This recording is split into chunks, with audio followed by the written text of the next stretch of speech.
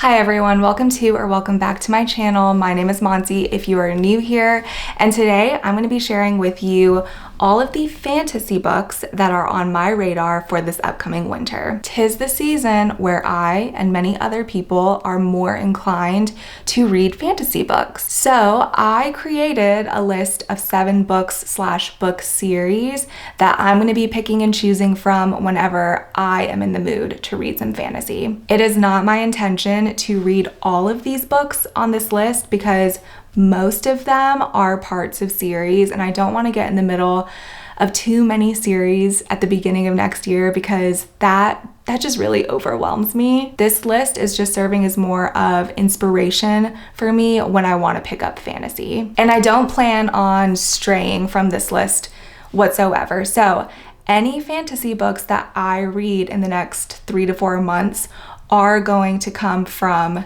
this list. I am making that commitment. So the first book that I have is Blood Over Brighthaven by M.L. Wang. This is the author who wrote Sword of Kaigan, which I've heard amazing things about. But Blood Over Brighthaven came out earlier this year, I think in October, and I have heard equally amazing things about it. The most appealing part of this book to me is that it is a standalone fantasy, which means that by the end of the book, everything will be completely resolved and I don't have to read 2, 3, 4 more books to get a conclusion to the story. Super rare with fantasy, so that's what excites me about this book. A very brief summary of the story. The first woman ever admitted to a prestigious order of mages unravels a secret conspiracy that could change the practice of magic forever. This was also Emily Fox's best book of 2023. She got an advanced copy of the book.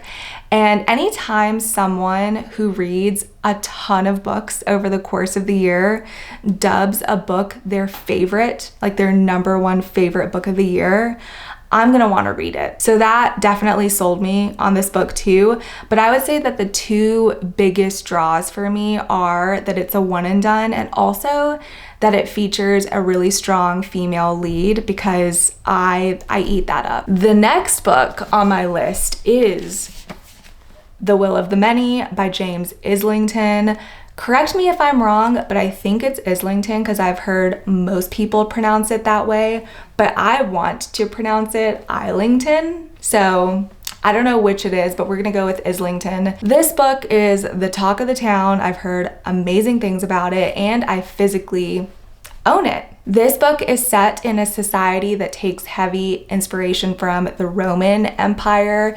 It's a hierarchical system where the lower classes are forced to give some of their will or like their power, their magic to the upper classes. A lot of people compare this to an MLM or a pyramid scheme, so picture that. And I actually don't remember any of the plot, but I am still somehow like really interested in this book. As of right now, I am pretty sure that it is the highest rated book on my Goodreads want to read. So I mean, that's enough of a reason for me to want to pick it up. My only hesitancy with this book is that it's the first in a series and it's the only one that's out.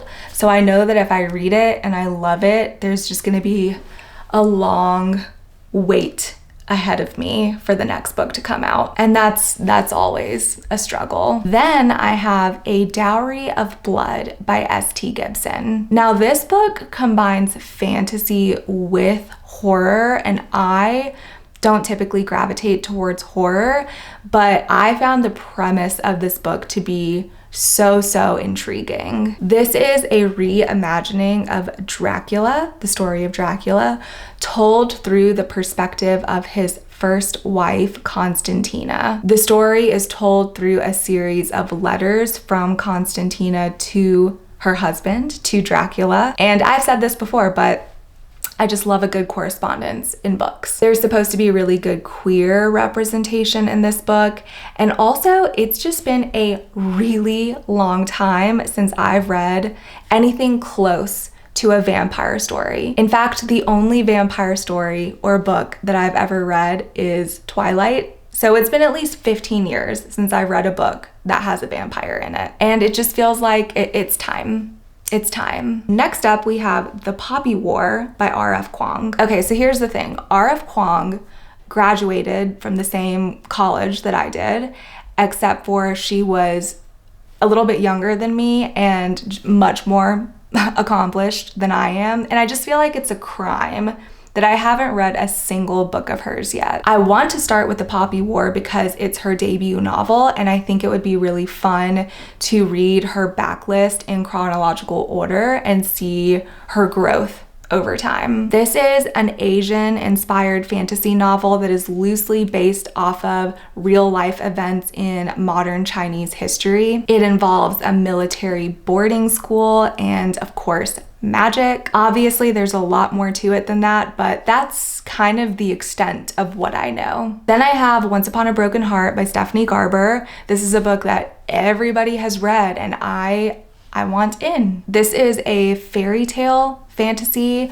We're following our main character, Evangeline, who is utterly heartbroken because the man that she loves is betrothed to another. Somehow she is able to strike a deal with the devil in this book, I forget his name, to stop the wedding, but it comes at a cost. And I really don't know how the story progresses from there. This book feels very nostalgic, and just talking about it right now, I'm like really in the mood to read it, but I don't have access to it, so that's kind of sad. The final series on my list is An Ember in the Ashes by Sabaa Tahir. I read All My Rage by Sabaa Tahir a couple of years ago, and I really, really enjoyed it. And then recently, I've been hearing a lot of buzz about her new book, Air, that just came out, which put her back on my radar and reminded me that I still haven't read Ember in the Ashes and that I need to. So in this world, there is this brutal authoritarian type of regime called the Martial Empire. And we are following two protagonists. One is a girl named Laya, whose family is very oppressed by this regime.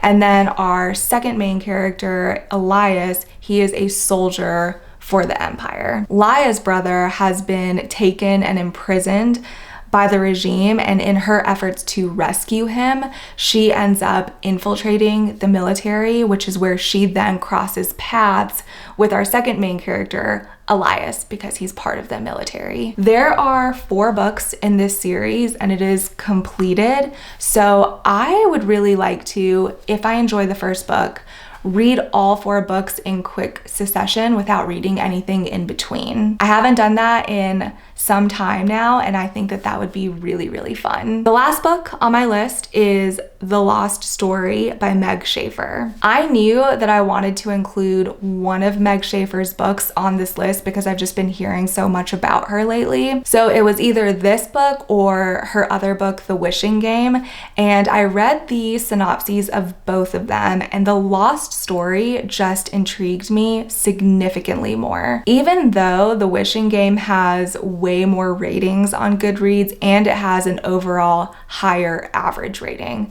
but we all know that that doesn't really mean anything. I don't fully remember what The Lost Story is about at this point, so I'm just gonna regurgitate what I do remember. I know that we're following 2 boys who in their teenage years, they go missing in the woods and no one is able to find them. And then 6 months later, they return looking healthier than they ever did before they entered the woods. And what happened to them during those 6 months is a mystery to everyone. And then I think the majority of the book actually follows these 2 characters as adults many years later, but the plot obviously ties back to that 6-month disappearance of theirs. I've heard people compare this book to the Chronicles of Narnia and describe it as an adult fairy tale.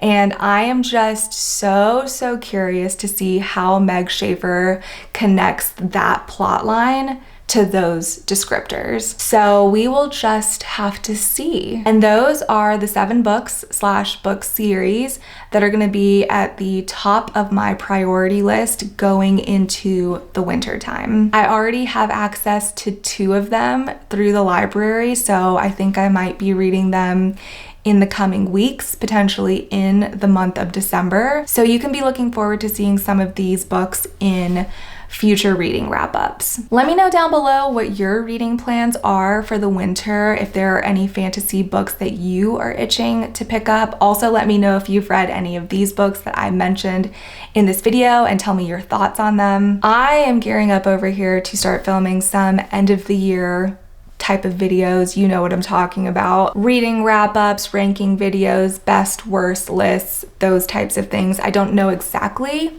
how I'm going to structure mine, but that's what you can look forward to. And that is it for today's video. Thank you so much for watching. If you watched all the way through, I hope you're doing super well, and I will see you in the next one.